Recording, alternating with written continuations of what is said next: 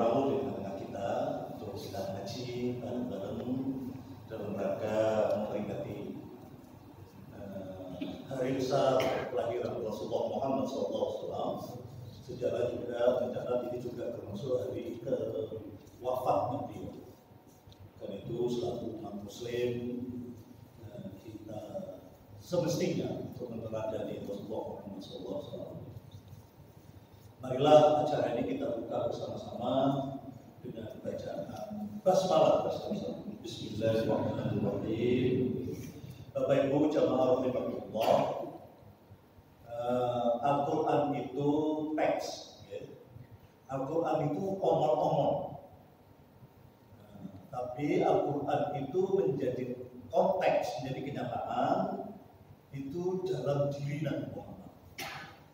Jadi Al-Quran itu teks, tulisan. Al-Quran itu tulisan. Tapi wujud digeremi Al-Quran itu di mana? Di Rasulullah Muhammad SAW. Maka itu Rasulullah di Al-Quran dikatakan sebagai laqad kana fi Rasulillah uswatun hasanah. Jadi Rasulullah itu adalah figur, sosok teladan kita. Ya Islam bertetangga Rasulullah. Ya Islam itu sebagai seorang suami Rasulullah contohnya. Ya dari pemimpin Rasulullah contohnya.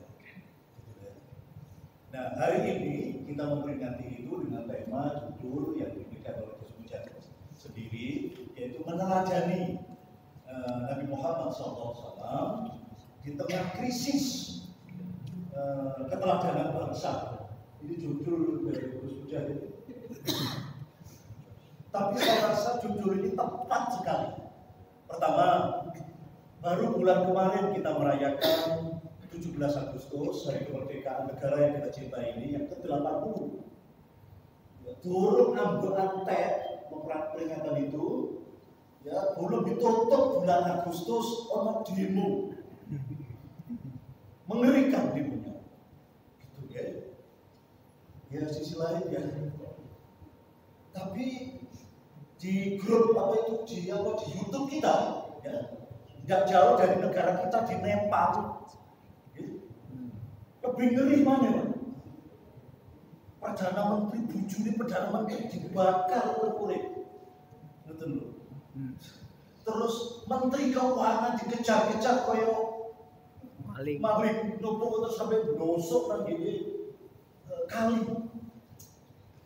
Dan yang melakukan itu anak Gen Z.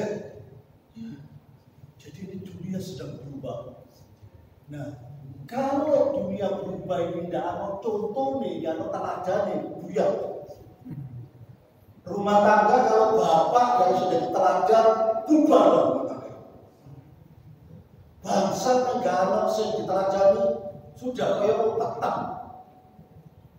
Semoga kita berdoa pada Allah, moga-moga bangsa kita dijauhkan dari itu. Amin. Pemimpin-pemimpin kita sadar, gitu ya, bahwa tujuan-tujuan dunia, arloji terus miliar, barang itu, terus kawin dewe lah nih, jadi kamarmu segala jadi tutup tomboi, omongannya tomboi itu mangan ini segala tuh.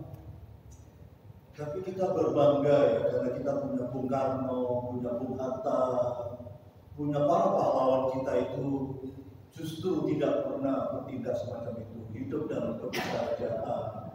Ngono ning ojo ngono jare wong Jawa. Ngono ning kono ya ngono ning ojo ngono. Ya, apa jenenge sing sapa sing dhewe jenenge sing sapa? Sapa sing dhewe sing itu? Sapa Saroni? Saroni. Ron gara gitu loh. Saroni ngono ning ojo ngono sa. Baik, sekali lagi kita bersyukur pada Allah malam ini kita ngaji baru di rumahnya Allah di Masjid At-Taqwa ini dalam rangka memperingati kelahiran Rasulullah Muhammad SAW.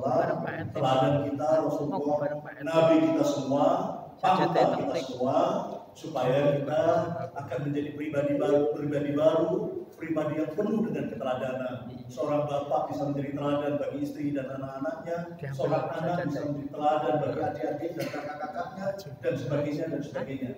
Termasuk ketua takmir menjadi teladan bagi tokoh. Ojo cerita buat takmir ini ya, gitu.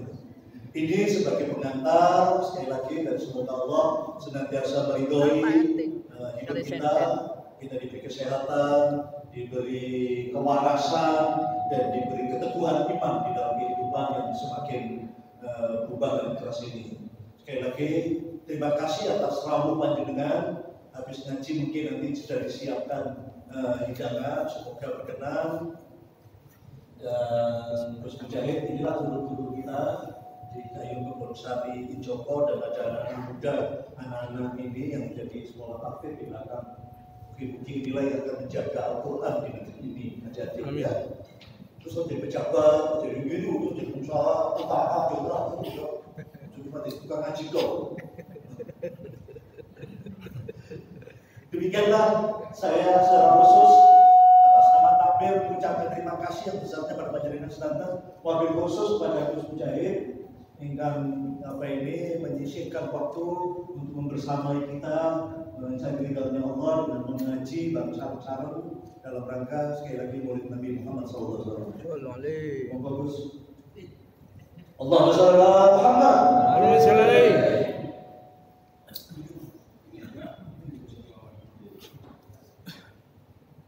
Mejonya aja Gus.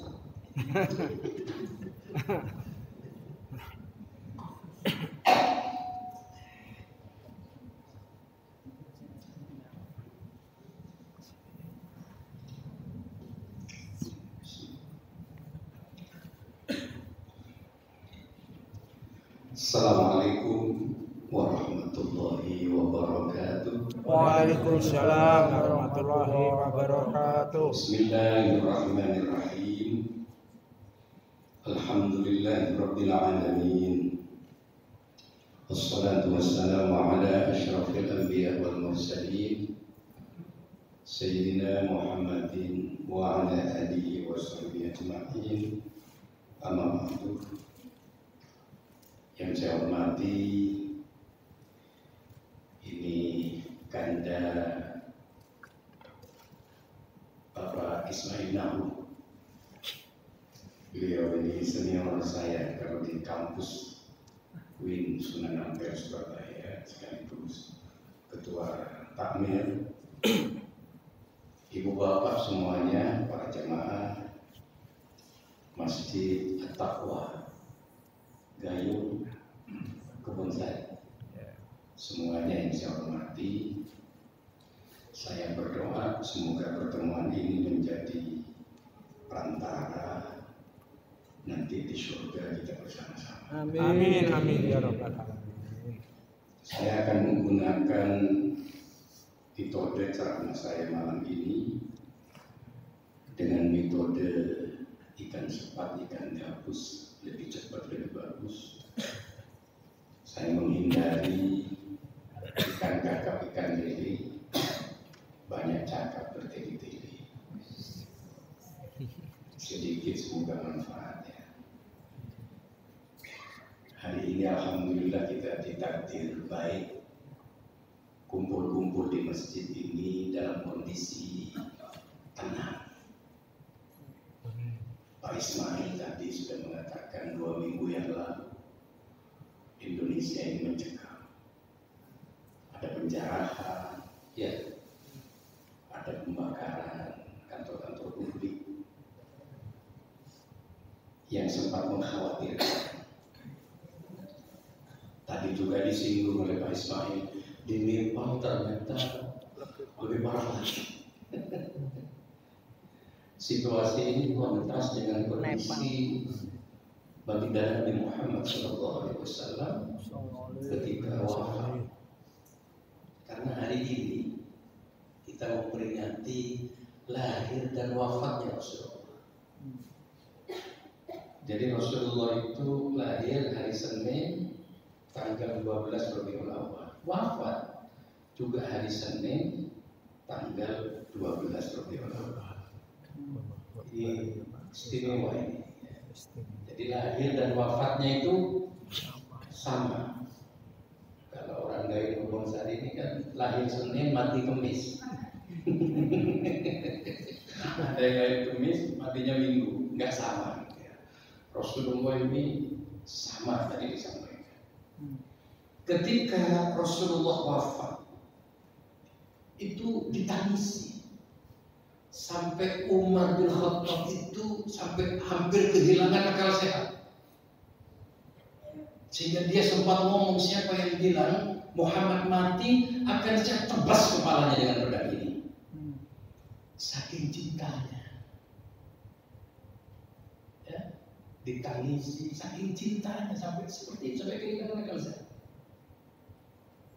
sampai diingatkan oleh Abu Bakar, ya, Rasulullah itu juga manusia dan juga akan wafat. Ini kontras dengan situasi ini. Kenapa? Nah, ini yang harus saya jawab. Karena kita saat ini sedang mengalami krisis keteladanan. Jadi situasi itu terjadi karena ada krisis moral. Kita kehilangan figur pemimpin yang jujur.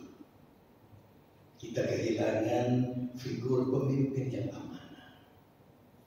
Kita kehilangan figur pemimpin yang adil. Kemudian terjadi seperti itu.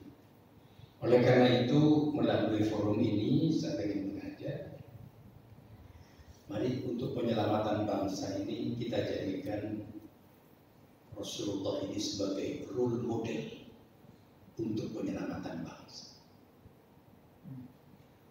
Siapa Rasulullah ini? Makanya kita harus kenal dengan Rasulullah. Karena akan kita jadikan role model.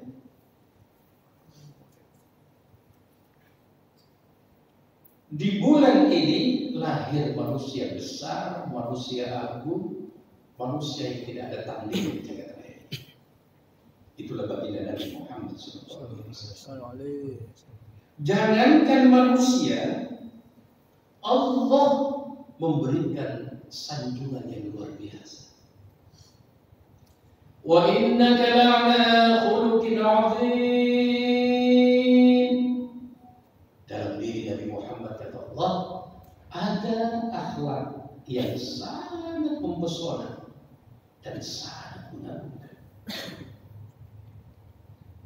Jadi Allah ini memuji habis baginda Nabi Muhammad SAW. Luar biasa. Ibu, Bapak, pengajar mana saya kasih tahu ya. Saya lagi mengajar sedikit. Ini sampai Allah ini seperti itu, memberikan sanjungan yang luar biasa. Satu-satunya perintah Allah yang Allah melaksanakan perintahnya sendiri, itu cuma satu perintah, yakni perintah bersolat kepada Nabi. Allah merintah kita sholat, Allah berikan sholat. Allah merintah kita haji, Allah berikan ikut haji. Allah ini tidak pernah melaksanakan perintahnya sendiri kecuali satu perintah yang Allah mengawali perintahnya dengan contoh dan keteladanan, yakni perintah bersolat. Inna Allah wa malaikatahu yusalluna 'alan nabi ya ayyuhalladzina amanu sallu 'alaihi wa sallimu taslima. Sesungguhnya Allah dan para malaikatnya bersolawat kepada Nabi.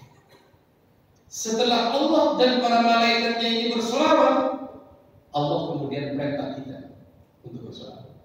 Ya ayyuhalladzina amanu sallu 'alaihi wa sallimu taslima. Bersolawat kepada Nabi. Jadi Allah itu bersolawat duluan, baru merintah kita.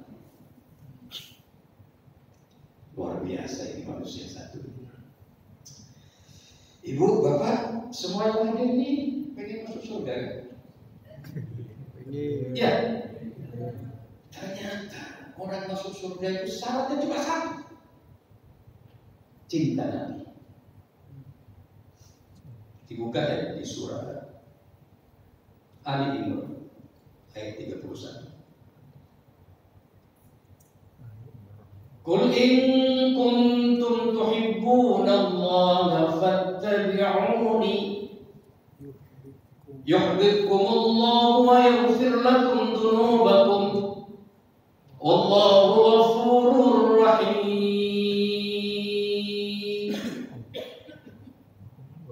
Kalau ada Quran dibaca bergetar hati menyebut nama Allah. Tidak ada yang ngomong. Saya ulangi lagi. Qul in kuntum tuhibbunallaha fattabi'uni yuhibbukumullahu wa yaghfir lakum dzunubakum wallahu ghafurur rahim. Allah. Kalau disentil mau jawab. Kalau tak disentil enggak mau jawab. Khusyuk. Tandanya iman kita ini kelasnya masih kelas 9. Kata Allah, katakan Muhammad, qul in kuntum tuhibbunallah. Katakan Muhammad kepada orang yang mengaku cinta kepada aku, kata Allah, maka orang ini fattabi'uni, harus ikut Nabi, harus cinta Nabi.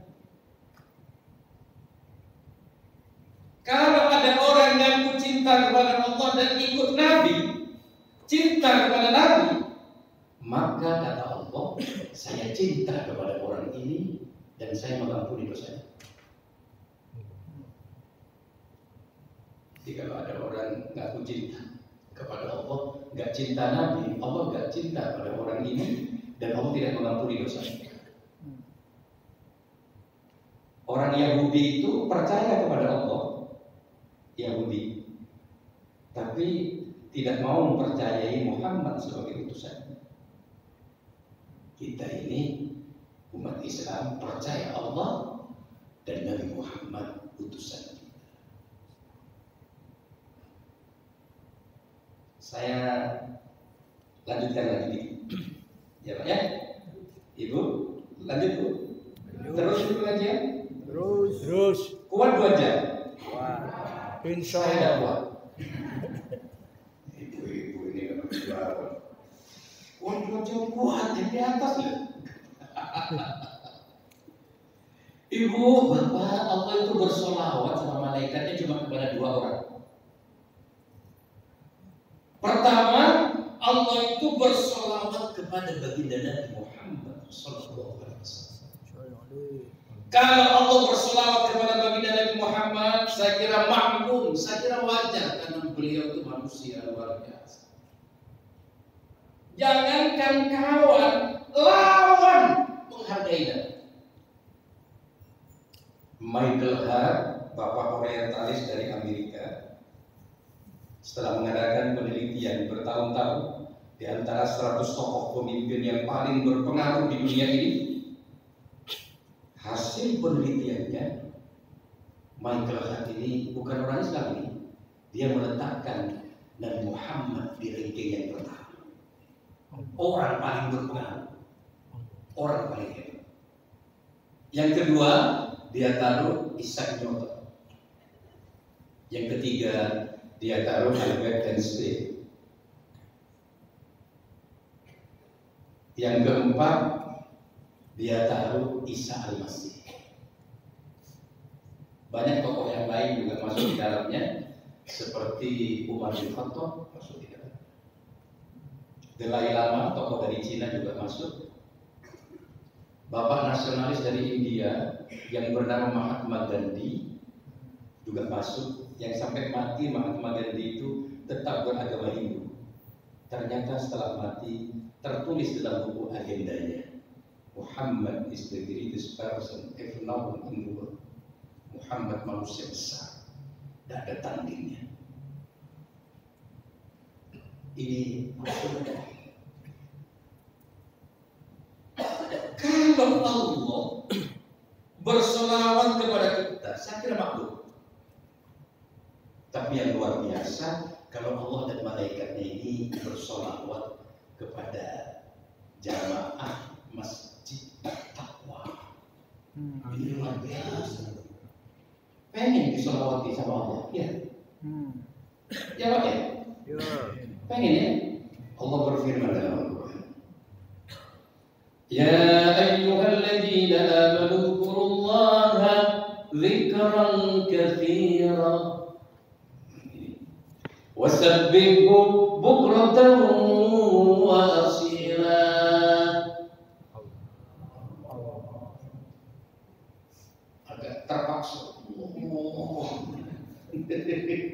Ya ayyuhalladzina amanu dzkurullaha dzikran katsira wasabbihu bukratan wa asila. Wahai orang-orang yang beriman, berzikirlah yang banyak, kata Allah. Bertasbihlah di pagi hari dan sore hari. Orang yang berzikir banyak dan bertasbih pagi dan sore, Allah dan malaikatnya langsung menjawab. Apa jawaban Allah? Huwallazi yusalli alaikum wa malaikatuh. Allah dan malaikatnya berselawat kepada orang yang berzikir dan bertasbih. Tak main-main. Kalau Allah berselawat, berarti Allah memberikan rahmat kepada kita. Kalau malaikat berselawat, berarti malaikat memohonkan ampunan kita kepada Allah. Berdoa apa malaikat? Ampunannya malaikat. Liyukhrijakum minadh-dhulumati ilan nur. Biar kita semua selamat. Masya Allah. Ayo kita bertasbih sebentar saja agar Allah dan malaikat yang memberikan perhatian kepada kita. Subhanallah walhamdulillah wa la ilaha illallah Allahu akbar wa la haula wa la quwwata illa billah. Astaghfirullah Rabbana Astaghfirullah minal khataaya Rabbi zidni ilman wa wafiqni amalan shalihan ya Rasulullah salamun alaik ya Rasulullah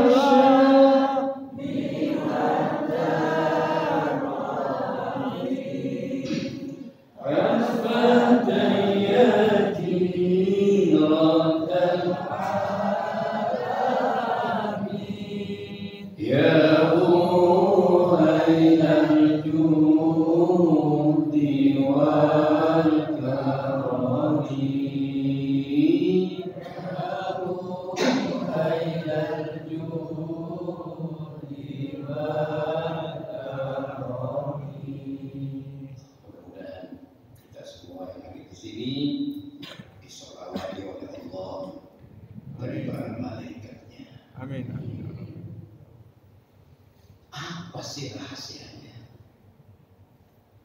Tadi saya sampaikan ya.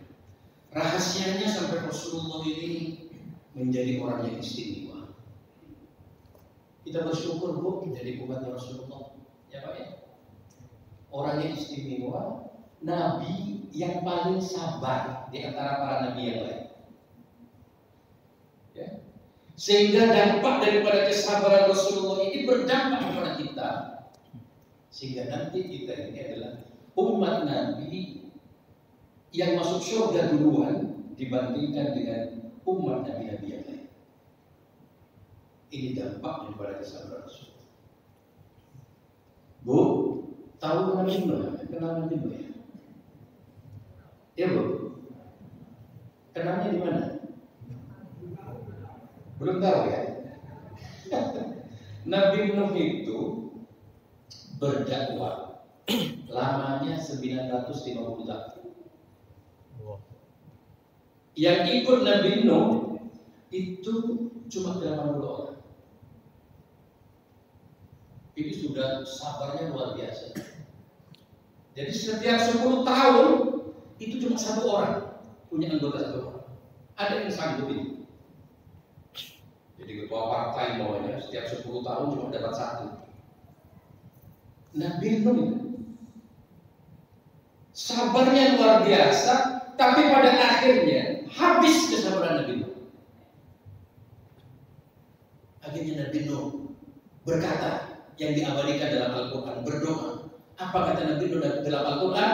Qala Nuhu Rabbi la tadar 'ala al-ard minal kafirin dayyara. Ya Allah, hancurkan seluruh orang kafir ini, jangan sampai ada sisa satu pun.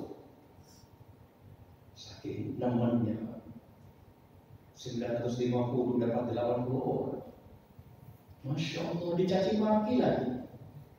Bikin perahu di tanah lapang, bukan di pinggir pantai. Itu dicaci maki dan diolok-olok. Disitulah Allah kemudian mengirim banjir bandang. Tidak hanya rumah yang tenggelam, gunung tenggelam, semuanya mati, Pak. Kecuali 80 orang yang naik di kapal Nabi. Kalau kita jadi umat Nabi Nuh, ini jemur gayung ini, gayung kebun saya sudah rata. Untung kita jadi umat Nabi Muhammad. Kata Allah dalam Al-Quran, "Wa ma kana Allahu liyu'adzibahum wa anta fihim." Selama kita bersama dengan Nabi dan mengikuti Nabi, azab itu diundur oleh Allah, ditunda oleh Allah azabnya. Kalau Nabi Ibrahim lain lagi. Nabi Ibrahim ini ketika menghadapi umatnya yang nakal-nakal juga, sama dengan umatnya Nabi Nuh. Nabi Ibrahim ini kakeknya Rasulullah.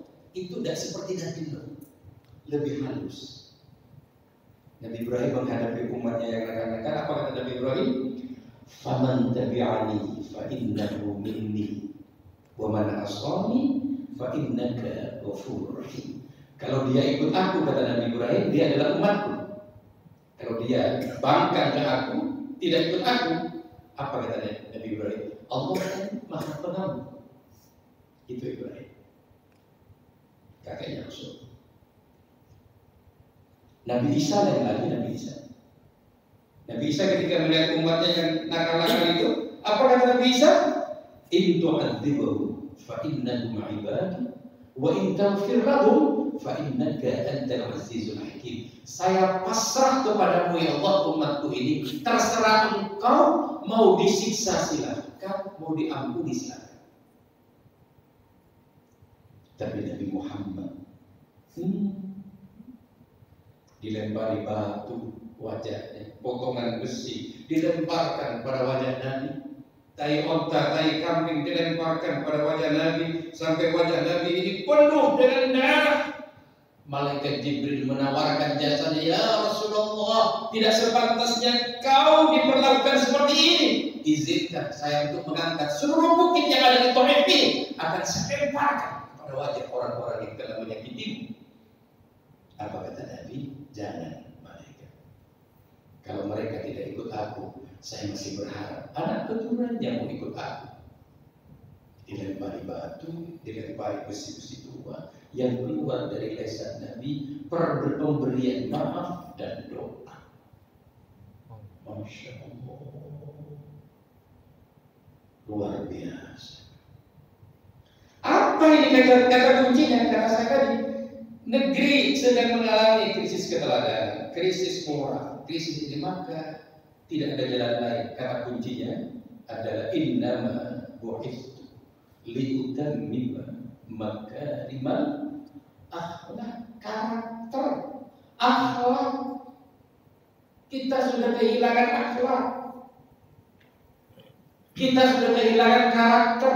Padahal negeri kita sekarang ini sedang menikmati apa yang disebut dengan bonus demografi, di mana usia produktif jauh lebih banyak daripada usia yang tidak produktif. Sehingga diperkirakan kalau bonus demografi ini dikelola dengan baik, maka Indonesia diperkirakan akan menjadi 5 negara terhebat di dunia ini kalau dikelola dengan baik. Tapi 60% Gen Z dan 60% milenial ini kalau tidak dikelola dengan baik, ini akan menjadi ancaman bagi bangsa ini. Maka bangsa akan menghadapi pengangguran yang begitu besar, pengangguran yang begitu banyak. Berbahaya. Indonesia emas akan terganggu jika ini tidak dikelola dengan baik. Masya Allah. Ibu bapak, Jepang sekarang ini sedang mengalami kekhawatiran karena masyarakat Jepang makin lama semakin sedikit, orang luarnya yang banyak. Saya pernah ke Jepang ikut short course 10 hari di Jepang. Yang melayani saya di hotel itu orang-orang pensiunan, orang tua-tua. Yang melayani saya makan ini itu orang tua-tua. Karena generasi mudanya sudah hampir habis. Di Eropa juga begitu, sampai Eropa ini kasih pengumuman siapa anak-anak muda Eropa di Jerman yang mau kawin dan punya anak, seluruhnya biayanya ditanggung oleh negara. Orang Eropa sudah ditanggung negara, gak ada yang mau. Pengennya hidup bebas, gak mau kawin, gak mau punya anak. Sehingga di Jepang itu orang Indonesia banyak. Nah, orang Indonesia ini Bu, gak ditanggung negara, mau kawin, punya anak. Nah, ini juga ada anunya ini, ada manfaatnya. Karena kita punya generasi emas. Kalau ini dikelola dengan baik, ini luar biasa negeri ini. Tapi kalau seperti kemarin cara pengelolaannya, kalau nggak segera dirubah bangsa ini berat, bagaimana daya beli masyarakat sekarang ini turun? Adanya efisiensi kemudian mengurangi adanya proyek di bawah. Hotel-hotel banyak tutup, pada belanjanya ke pasar. Pasar juga banyak tutup, daya beli masyarakat rendah. Sekarang ini jangankan masyarakat mau beli mobil, mau beli rumah, mau makan, susah. Sekarang ini. Ya karena ini perputaran ekonomi ternyata betul. Menteri Keuangan kemarin menyatakan ada 600 triliun uang negara itu ngendap di bank, tidak berputar. Bagaimana akan perputaran ekonomi? Ini kalau nggak dikelola dengan baik. Ditambah lagi zakat. Ibu bapak tahu potensi zakat di Indonesia? Potensi zakat di Indonesia ini 1 tahun itu kalau orang Indonesia bayar zakat semua itu mencapai 356 triliun. Ini bisa nggak menyelesaikan persoalan kemiskinan dan kebangkitan? Tapi yang diterima oleh Basnas cuma kurang lebih 40 triliun. Berarti kesadaran kita membayar zakat masih rendah. Akhirnya apa? Problem sosial banyak terjadi. Jadi orang pengen punya uang banyak tapi dengan jalan pintas. Akhirnya judi online menjadi marak. Ibu PPATK di 2024 kemarin merilis bahwa uang yang beredar melalui judi online itu sampai mencapai 370 triliun dan puluhan juta transaksi. Dan yang sedih kita yang melakukan judi online itu adalah katanya PPATK itu umurnya antara 20 sampai 50. Di saat masa-masa produktif dia harus memberikan kontribusi kepada bangsa ini, kemudian menjadi generasi-generasi pelamun, generasi-generasi yang mengumpulkan andaikan pengen banyak uang tapi dengan jalan pintas. Dan yang sedih lagi, katanya PPATK ini, yang banyak melakukan judi online itu gajinya maksimal 1 juta. Jadi 70% dibuat judi online, 30% untuk makan. Dan anak di bawah umur yang melakukan judi online itu mencapai 200.000 lebih. Dan kalau seperti ini, pengelolaan seperti ini, sehingga masyarakat sekali sensitif. Mudah-mudahan segera ada situasi baru sehingga pengelolaan bangsa ke depan ini yang kita beberapa tahun ini mengalami krisis tadi, jam tangan harga 13 miliar katanya Pak Ismail tadi ini Ini kita harus mulai punya kesadaran di sini. Negara kaya lah Indonesia ini, rakyatnya miskin. Mana ada negara seperti Indonesia? Gak ada. Hebatnya seperti Indonesia? Gak ada. Cuacanya stabil, sampai mau telanjang setahun dan mati. Coba di Eropa, di Jepang kalau musim dingin telanjang, pasti mati. Indonesia juga cuacanya juga luar biasa. Saya akan tanya kepada orang Indonesia yang ada di luar negeri, yang sudah sukses di luar negeri, pasti ketika ditanya, di akhir dia di sana akan kembali ke Indonesia. Karena dia merasa Indonesia satu-satunya tempat yang paling nyaman di hidup. Ngaji mau sampai subuh gak ada yang larang. Ngaji nutup jalan dijaga polisi. Ibadah paling enak di Indonesia. Coba sampai ke Saudi Arabia, kumpul-kumpul seperti ini dibubarkan sama askar. Kecuali di Masjidil Haram. Saya pernah ceramah di Madinah yang undang para TKW dan TKI. Itu ngajinya jam 2 malam, sembunyi-sembunyi di sebuah gedung. Kenapa kok sembunyi maksudnya jam 2 malam? Ini kalau ketahuan ditangkap, nggak boleh kumpul-kumpul di situ. Kecuali di Masjidil Haram dan Nabawi. Yang lain kita apa ini? 17.600 pulau Indonesia, 1.300 suku, 740 bahasa, 6 agama, alirannya lebih dari 200. Hidup tentram dan damai.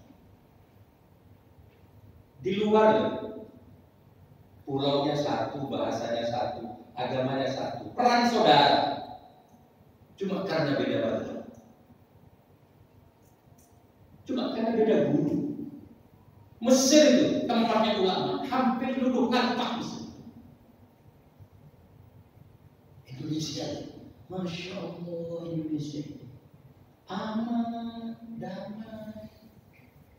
Beda hari raya kita tidak perang, ya kan?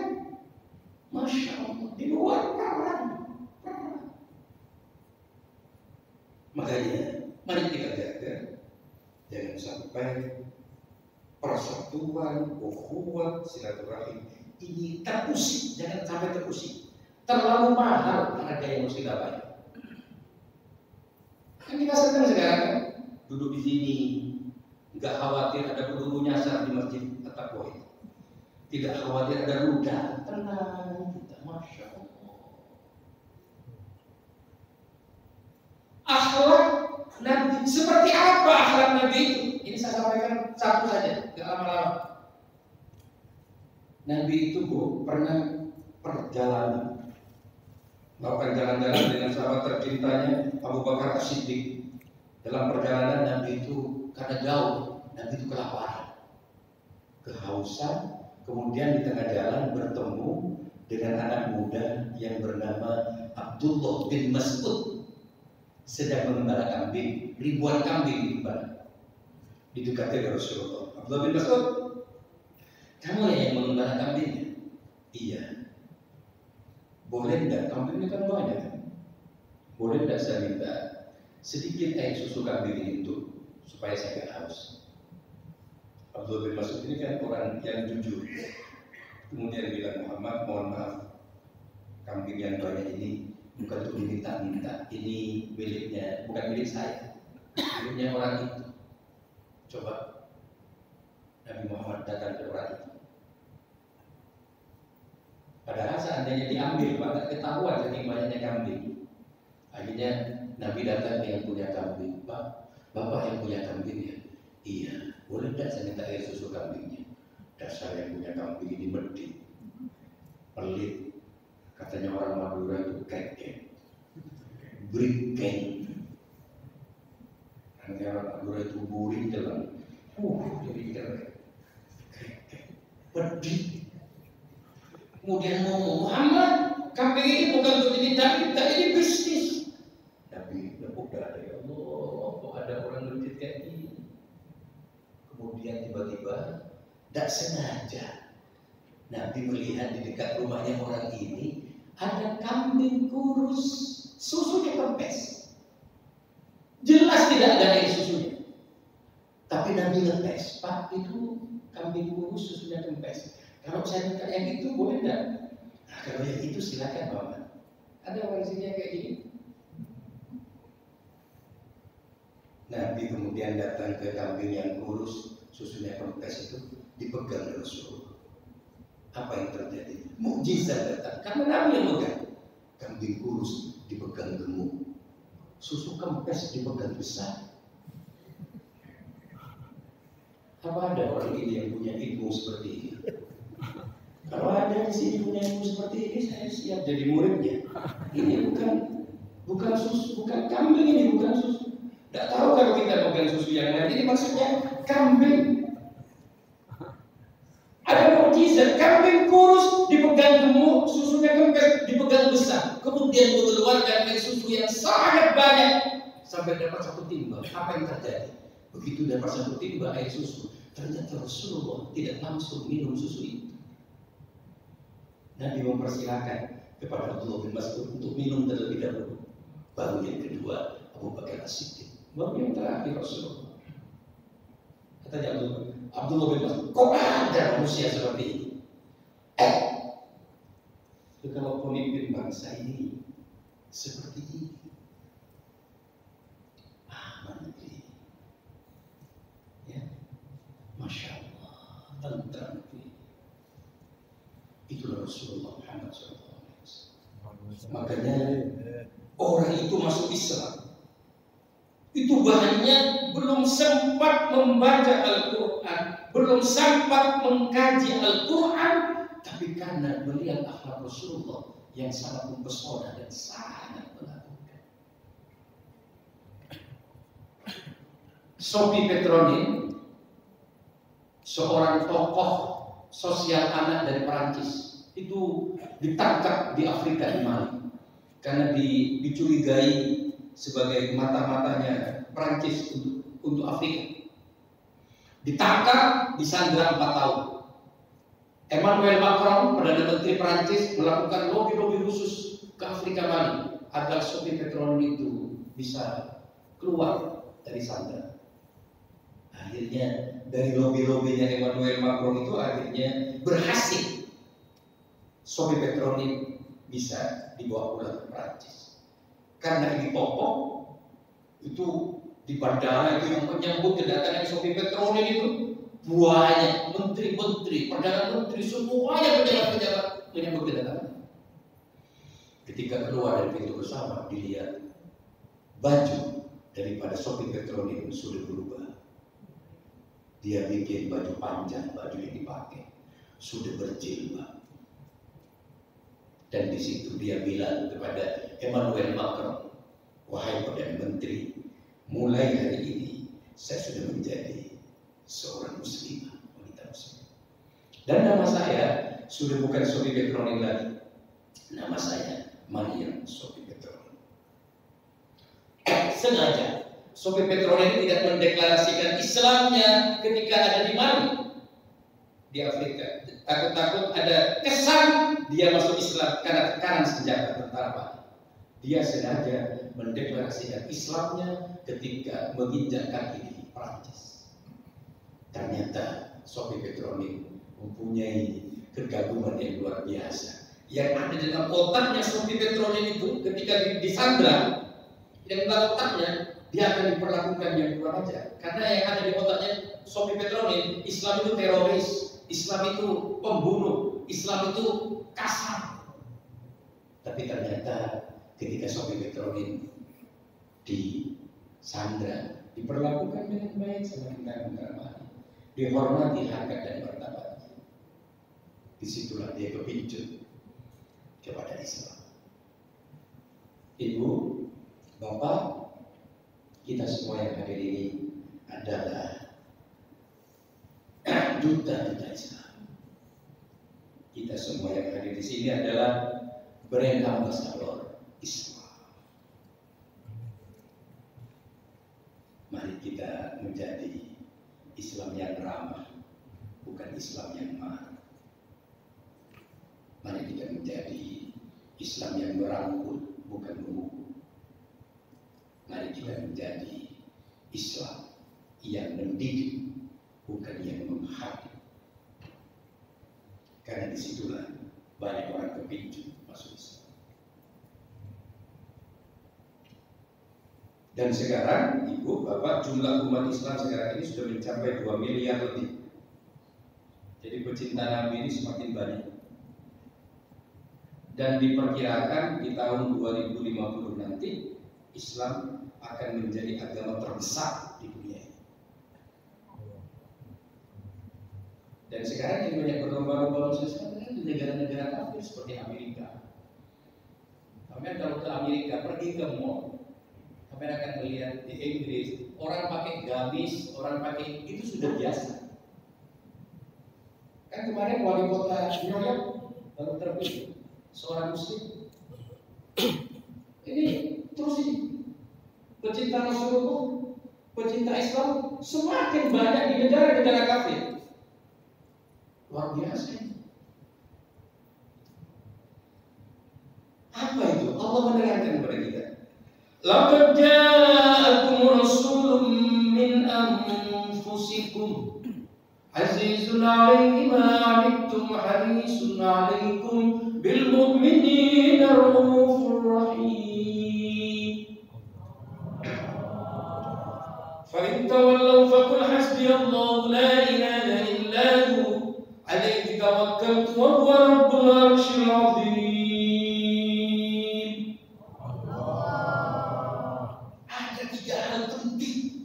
Yang membuat Nabi ini semakin dicintai, semakin lama semakin dicintai. Apa 3 hal penting kepada Allah? Azizun 'alaihi ma 'anittum. Nabi itu berat ketika melihat penderitaan umatnya. Kalau umatnya menderita, mau ditanggung sendiri oleh Nabi. Gak boleh menderita, biar Muhammad yang menderita. Makanya ketika perang Khandaq, Nabi itu yang menggali parit juga menggali parit, lapar, perutnya diikat dengan batu dalam kondisi lapar, turun ke parit, tapi turun ke parit, gali itu bukan pencitraan. Sekarang kita turun ke selokan pencitraan semua, bukan pencitraan. Lapar Rasulullah lapar sampai diikat batu seperti apa? Masya Allah.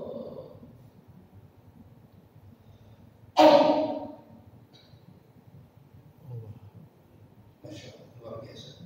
Itu namanya dalam bahasa kerennya Rasulullah ini seorang pemimpin yang mempunyai jiwa sense of crisis, orang yang peduli terhadap persoalan-persoalan keumatan. Yang kedua, Nabi Muhammad itu harisun 'alaikum ay 'ala ibtidaikum wa salahi sya'bikum. Nabi itu pengen umatnya bahagia, pengen umatnya dapat petunjuk meskipun Nabi menderita. Asal umatnya bahagia dan dapat petunjuk, tidak apa saya menderita. Ini pemimpin, Pak. Tidak ada pemimpin kayak gini. Makanya kita jadikan role model ini. Kalau Indonesia pengen selamat, ini mari akhlak Rasulullah dijadikan role model. Gak ada pemimpin kayak ini. Kemudian begitu cepatnya sampai 23 tahun mengubah peradaban. Ya. Yang terakhir, Raufur Rahim bil mu'minina Raufur Rahim, terhadap sesama umat Islam saling kasih sayang. Nabi ini jangan kasih sama Islam dengan orang non-Muslim. Nabi itu baik. Masya Allah. Ibu, semuanya saya ingatkan semuanya ya, bahwa ukuran takwa itu tidak boleh hanya berhenti di masjid. Ukuran takwa itu, puncak ketakwaan itu ketika kita berbuat baik terhadap sesama, menjadi orang baik. Ya. Makanya Allah mengingatkan, alladzina yunfiquna fis-sarra'i wad-dharra wal kadhibina al-ghaidh wal 'afina. Orang takwa itu adalah orang yang mau bersedekah dalam situasi lapang dan sempit. Orang takwa itu orang yang menahan amarah. Orang takwa itu adalah orang yang mau memberikan maaf. Ini orang takwa. Jadi tidak boleh berhenti hanya di masjid. Dzuribat 'alaihimul dhillatu wal maskanatu wa ba'u bi ghadabin min Allah. Allah itu akan memberikan kerusakan atau penghinaan kepada orang yang tidak baik hubungan dirinya dengan Allah dan hubungan dirinya dengan sesama umat manusia.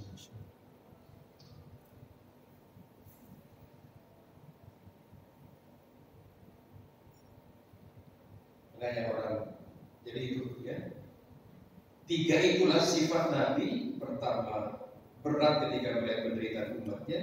Yang kedua, pengen umatnya bahagia meskipun Nabi itu menderita. Yang ketiga, selalu bersifat kasih sayang. Ini yang kemudian diabadikan oleh Allah dalam Al-Quran. Sifat-sifat Nabi itu ada 3 ya, karakter Rasulullah Muhammad SAW. Kita sebagai pecinta Nabi, mari kita berusaha untuk mengikuti akhlak Nabi, perilaku Rasulullah ya, dengan cara mencintai Nabi dan mengikuti sunnah Nabi, perilakunya, akhlaknya ya, kita ikuti. Ustaz Ismail saya kira cukup ya, sedikit, semoga ini bermanfaat. Amin. Kurang lebihnya kami mohon maaf yang sebesar-besarnya. Cuma itu yang bisa dapat saya sampaikan. Mari kita berdoa. Bismillahirrahmanirrahim. Allahumma sholli wa sallim ala sayyidina Muhammad walhamdulillahirabbil alamin. Allahumma ighfir lana wa li walidayna warhamhuma kama rabbayana shighara wa li jami'il muslimin wal muslimat wal mu'minin.